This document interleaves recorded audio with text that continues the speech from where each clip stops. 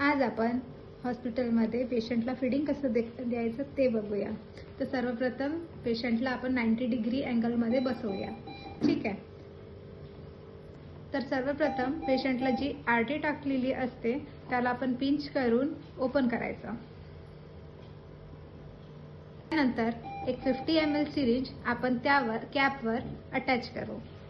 त्यानंतर पेशंटला जितकी फीडिंग ॲडवाइस केली आहे ती 50-50 ml स्टेप बाय स्टेप द्यायचं.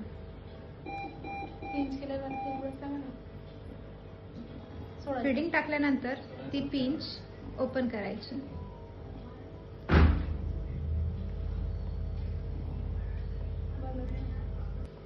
आरटी ब्लॉक व्हायला नको म्हणून 50 ml पाणी फीडिंग नंतर देणे.